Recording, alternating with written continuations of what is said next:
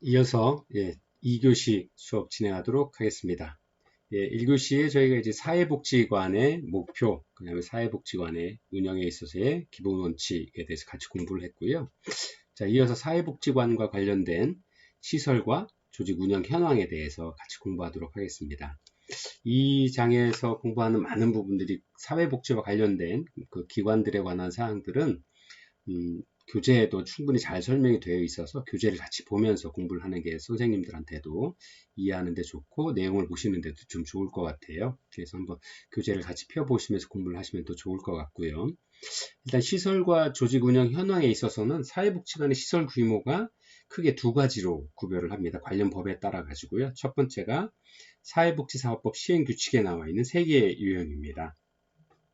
자, 종합사회복지관 가형, 나형, 뭐 이렇게 그 다음에 그냥 일반 사회복지관 이렇게 해서 크게 세 가지로 구별을 하고 있는데요. 종합사회복지관 가형은 그 시설의 규모가 2,000제곱미터 이상, 그러니까 2,000평방미터 이상인 거죠. 그러면 흔히 우리가 이야기하는 뭐 요즘에 이제 3.3으로 나눠보면 알 수 있겠죠. 그래서 그러면 약 한 100평은 안 되는 거죠. 가로 세로 1.8, 1.8이니까 그러면 3점으로 나누면 3, 7에 21, 약 한 70평 이상 돼야 되는 건가요? 제가 요즘에 이제 평으로 구별하는 걸 좀 많이 어려워서 그렇게 볼 수 있고요. 또 종합사회복지관 나형은 뭐 1000제곱미터 이상에서 2000제곱미터 미만까지의 규모를 이제 나형이다라고 이야기합니다.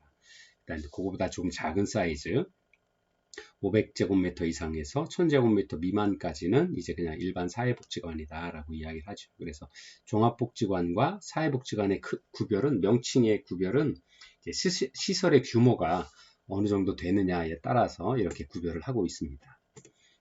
그 다음에 두 번째, 사회복지관의 시설 규모에서의 두 번째 설명은 그 주택건설기준법에 의해서, 주택건설 기준 등에 관한 규칙에 의해서 이렇게 구별을 하고 있는데요. 거기에서도 이제 네 개 이상 뭐 이렇게 구별을 하고 있습니다.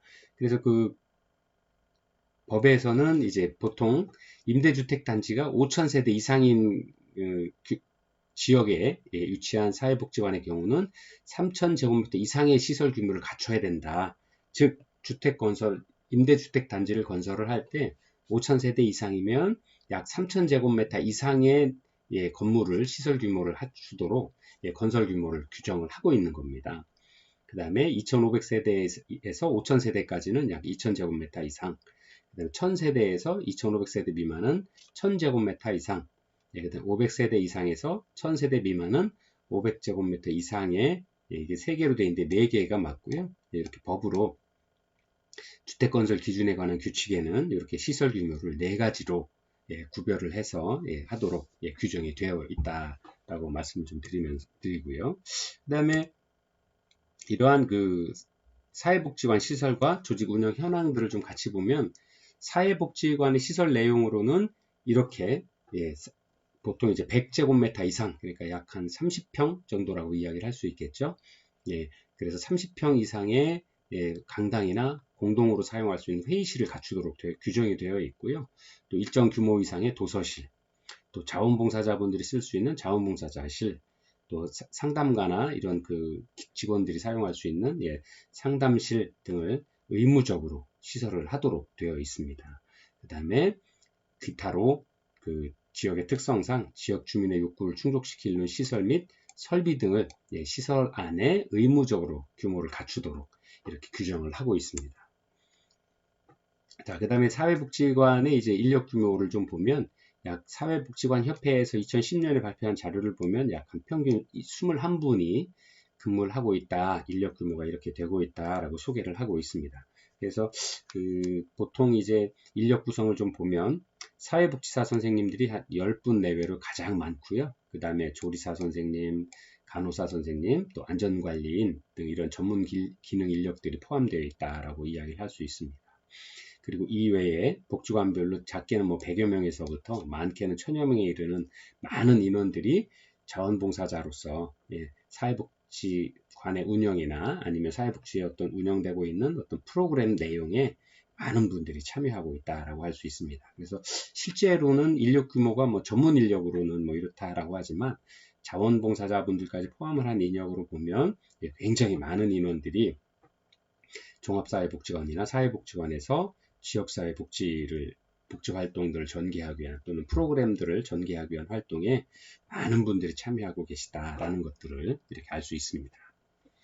그 다음에 이제 그 사회복지관을 운영하고 있는 운영 현황들에 관해서는 보통 이제 사회복지관은 국가가 건설하고 민간 법인에 위탁을 하는 경우들이 좀 많다. 그러한 경우가 대다수다라고 이야기를 하고 있습니다. 그 다음에 그러한 민간 법인들 아니면 또 지역사회에서는 지자체에서 건설을 하고 지자체 직접 운영하는 경우도 있고요. 아니면 또 민간인이 건설하고 민간에서 운영하는 사회복지관의 규모들도 있습니다.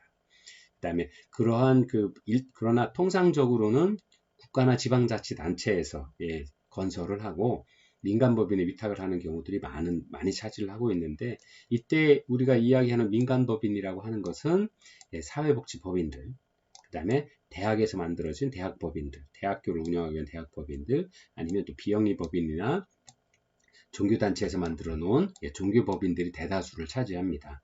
그래서 보통 이제 우리 학교 내에서도 예를 들어서 대학교 안에 법인이 뭐 건강가정지원센터를 운영한다라든가 아니면 뭐 다른 여러 가지 공공시설에서 운영하는 지역사회 복지에 관련된 기관들을 위탁받아서 운영을 하는 경우들이 많고요. 그 다음에 이제 이런 지금 저희가 공부하고 있는 사회복지관 또는 종합사회복지관과 관련해서는 대개의 비영리법인이나 사회복지법인 또는 종교법인들에서 위탁 운영을 하는 경우들이 많이 있습니다. 천안에 있는 성정종합복지관 또 쌍용종합복지관 같은 경우도 캐톨릭 재단의 많은 어떤 종교법인들에서 위탁해서 운영을 하고 있습니다. 그래서 그런 사례들을 보았을 때도 많은 어떤 사회복지법인이나 비영리법인, 특히 비영리법인 중에서도 이 종교법인에서 종교를 포교하고 그 다음에 종교의 원래 숭고한 목적을 다하기 위해서 사회공헌 활동에 또는 사회봉사 활동에 참여하는 경우들이 많아서 그러한 어떤 그 비영리 법인의 이러한 사회복지관의 시설들을 위탁 운영하는 경우들이 많이 보여질 수 있다. 그래서 그런 특징들을 보이고 있다라고 설명을 드릴 수 있고요.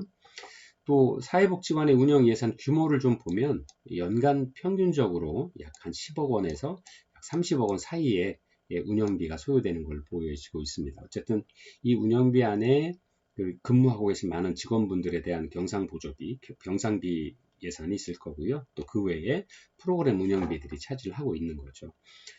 그 다음에 이러한 그 운영 예산 규모에서 대개의 경우 정부에서 사회복지법에 의한 그 사회복지관 운영에 관한 기준들이 있어서 정부의 보조금 또는 지자체의 보조금으로 약 전체 예산의 약 한 60%에서 70%를 차지하게 되고요. 또 기타 나머지 30에서 40%는 아까 말씀드린 대로 종교나 비영리 법인에서 아니면 또 사회복지 법인에서 위탁 운영을 하고 있다라고 말씀을 드렸잖아요. 그래서 이런 법인들이 얼마나 그 기관을 운영을 하기 위한 또 법인에서 나가 있는 직원분들이 계시니까 법인에서의 전입금들 일부 부담을 하는 규정들이 있고요. 그 다음에 기타 지역에서 봉사활동 중에 아니면 어떤 그 복지가들의 어떤 기부금 또 그 다음에 사업 수입이라고 하는 것들은 실제 프로그램을 참여할 때 유료 프로그램이 있을 수도 있죠. 그래서 그런 프로그램들을 이용하시는 사람들이 내야 되는 실비적인 어떤 부담금, 그래서 그런 것들을 사업 수입이라고 표현을 하는데 그러한 사업 수익금, 그러니까 실제로는 클라이언트들이 서비스 프로그램들을 이용하기 위한 어떤 실비 부담금 아니면 유료 프로그램 참여비 이런 것들까지도 포함을 다 해서 그러한 비용들이 약 한 30에서 40%를 차지한다. 그래서 보통 이렇게 해서 10억 원에서 30억 원 사이의 그 예산을 잡는데 정부 보조금, 그 다음에 법인 전입금이나 기부금, 후원금 또는 사업 수입 등 이러한 금액들이 차지를 한다. 그래서 이렇게 사회복지관이 운영이 된다라고 볼 수 있을 것 같고요.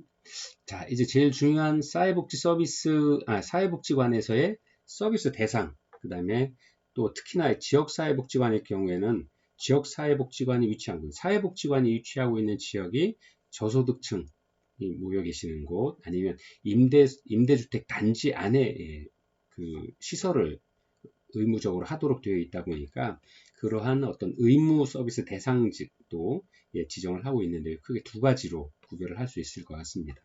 서비스 대상의 첫 번째는 지역사회복지관이 위치하고 있는 그 지역의 모든 주민들이 서비스 대상이 되는 거죠. 일체적으로. 그 다음에 두 번째 우선사업 대상자라는 걸 규정을 하고 있는데요. 왜냐하면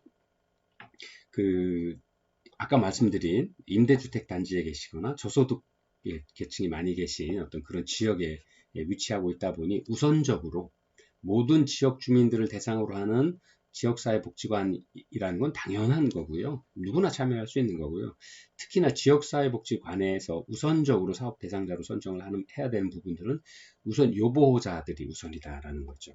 그래서 그런 내용들을 좀 보면 첫 번째, 국민기초생활보장법에 따른 수급자 또는 차상위 계층이 가족분들이나 그런 분들이 바로 우선사업 대상자다라는 것. 두 번째, 장애인, 또 노인, 한부모 가정 및 다문화 가정이 바로 우선사업의 대상자로 규정하고 있다는 것. 그 다음에 직업 및 취업 알선이 필요한 자.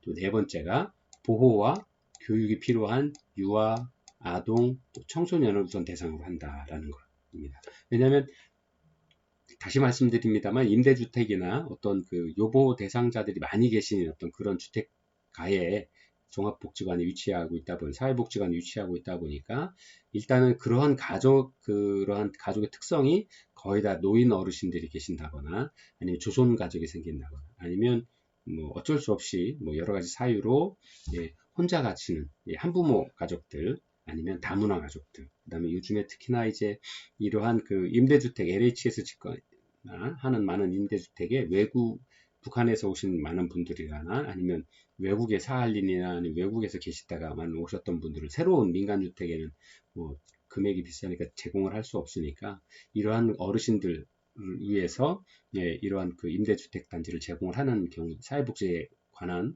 사업 진행 방법에 있어서 그런 경우들이 많이 있죠. 그러다 보니까 이러한 어떤 그러한 어른들이나 아니면 한부모 가정의 가족 구성의 특수성을 고려한 그런 도움이 필요하신 어떤 가정들의 또 그 가정에서 생활하고 있는 아이들 아니면 청소년들에 대해서 보호나 교육을 또 하는 이런 여러 가지 방법들을 통해서 우선사업 대상자를 규정을 하고 있습니다.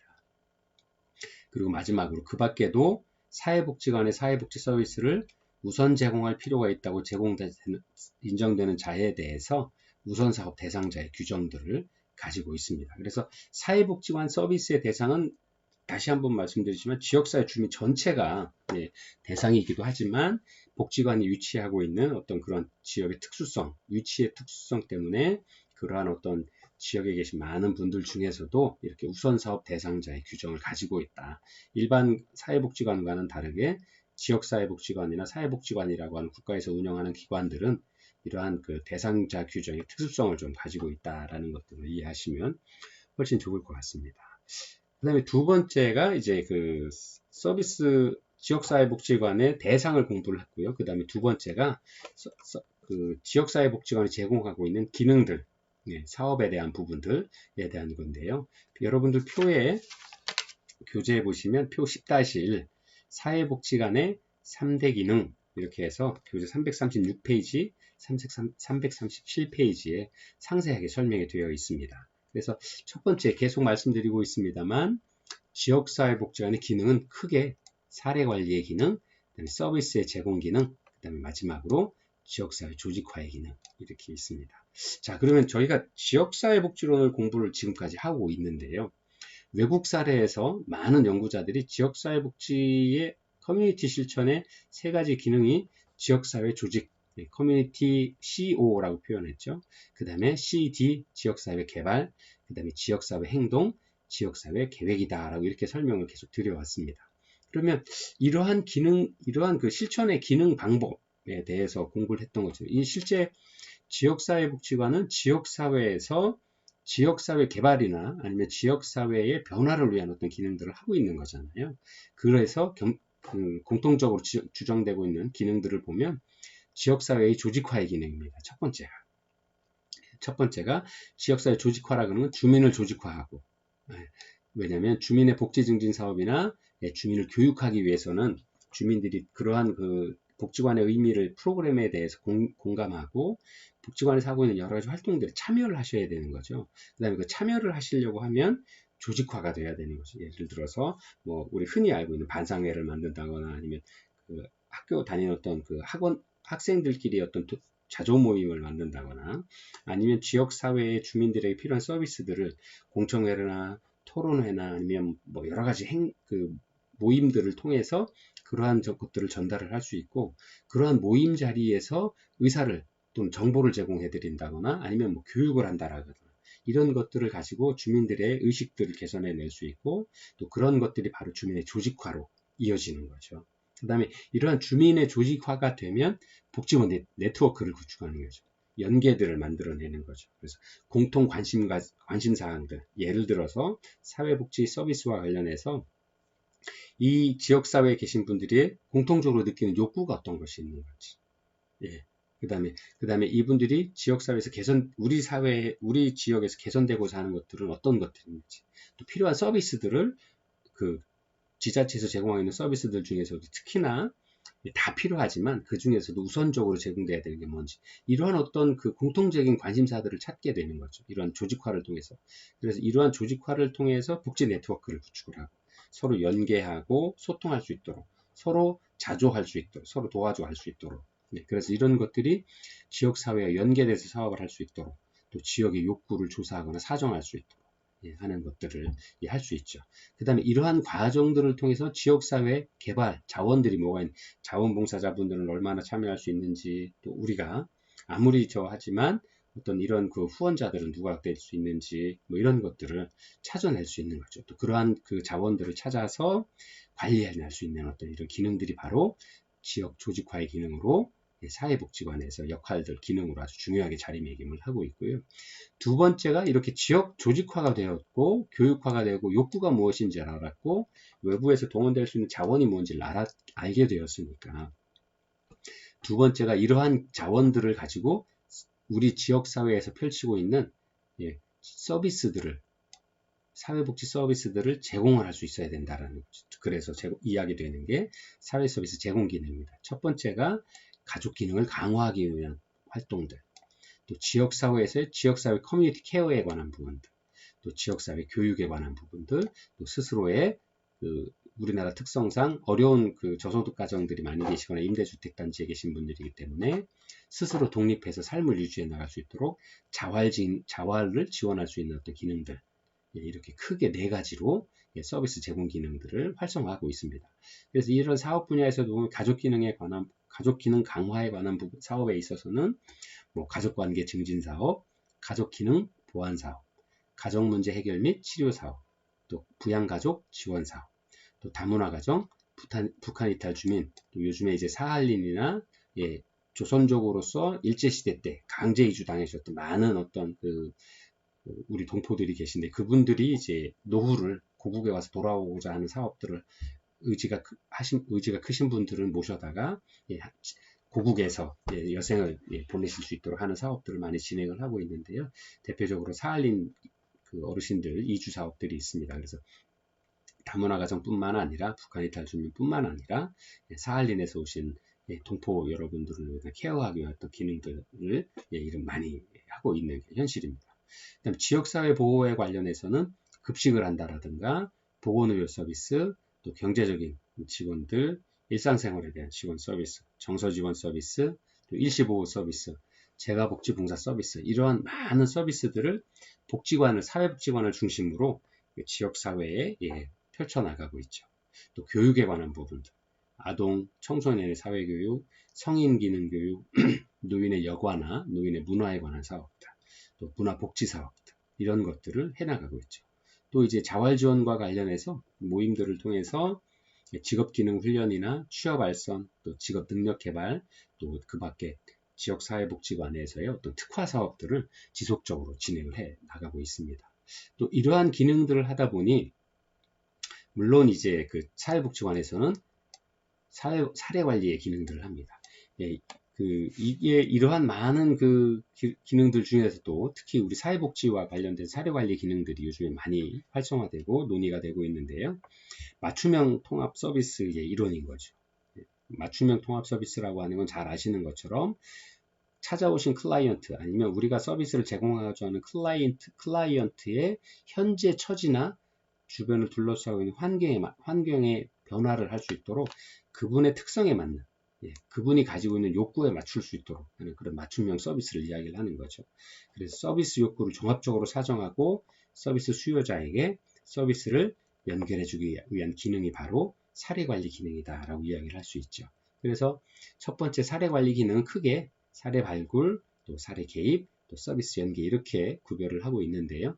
사례 발굴은 개입 대상자, 서비스가 필요한 분들이 누가 계신지, 요즘에 이제 많은 임대주택 단지라든가 이런 것들이 개개의 아파트 형식으로 많이 제공이 되기 때문에 우리 일상생활의 아파트들이 굉장히 많은 다수를 차지하고 있죠. 그러다 보니까 개인의 공간은 굉장히 안전하게 확보되는 반면에 주변과의 소통이 좀 원활하지 않습니다. 그래서 여러분들이 이제 뉴스나 이런 케이스에서도 보면 어려운 안 좋은 일이 생겼을 때마다 아파트에서 아무도 모른 채 며칠이 지났다거나 어떤 냄새가 나서 보니 아니면 또 연락이 되지 않고 아무도 또 우편물이 잔뜩 쌓여 있는데도 가져가지 않고 하는 것들을 보고 이제 그런 것들을 찾게 되는 경우들이 대개의 경우 아파트에서의 사례죠. 그래서 그러한 부분들 때문에 이런 개입 대상자를 발굴하는 것도 굉장히 어렵고요. 또 그러한 개입을 하기 위한 방법들을 만드는 것도 어려움이 있어서 사례관리 기능에 있어서 특히나 지역사회복지관이 임대주택 단지에 있으면서 그런 기능들을 지역사회 주민들과 지역 조직화하고 또 어르신들이 많기 때문에 자주 반찬 연결을 한다거나 전화 말벗 도우미 서비스를 제공한다거나 이런 여러 가지 프로그램들을 제공을 하면서 그분들의 안전까지도 확인을 하는 역할들을 많이 하고 있죠. 실제 현장에서는. 그 다음에 그러한 과정들을 통해서 어른들끼리의 실제 내용들을 이웃끼리 알고 계신 내용들을 찾아 듣기도 하고 또 이런 많은 방법들을 통해서 사례 발굴을 하게 되는 거죠. 그 다음에 사례 개입은 개입 대상자, 클라이언트의 어떤 사정을 통해서 맞춤형 사례 개입들을 진행을 하게 됩니다. 그 다음에 마지막으로 서비스 연계, 이러한 사정을 통해서 대상자를 발굴하고 사정을 통해서 문제가 무엇인지를 파악을 하면 실제 필요한 서비스들을 연결해드리는 어떤 이런 여러 가지 역할들을 바로 지역사회복지관에서 해오고 있는 사업들로 크게 이어질 수 있을 것입니다.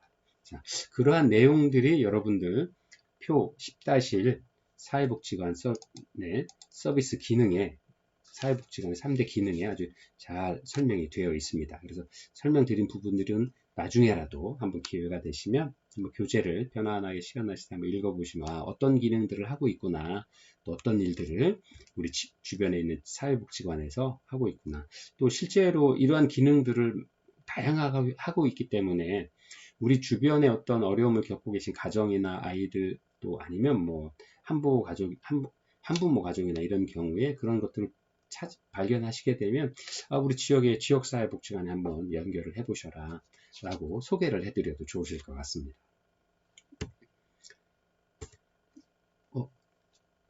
그 다음에 이제 사회복지관에 그러면 이런 많은 역할들을 하고 있는 사회복지관의 현황들을 좀 살펴보면요.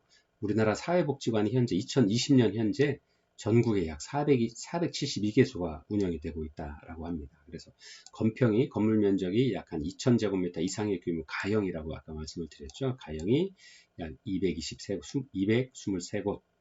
그다음에 건평이 1000제곱미터에서 2000제곱미터 미만의 나형인 곳이 약 202곳. 그다음에 1000제곱미터 미만의 다형이라고 하는데 그냥 일반 사회복지관이라고 하는 곳이 약 47곳. 그래서 총 472개소가 우리나라에 운영이 되고 있습니다. 자, 우리나라의 지자체 운영되고 있는 곳이 약 200여 곳이라고 하니까요. 각 해당 시, 군, 구 정도까지는 하나씩 있는 것이 아닌가 이렇게 예상해 볼 수 있습니다.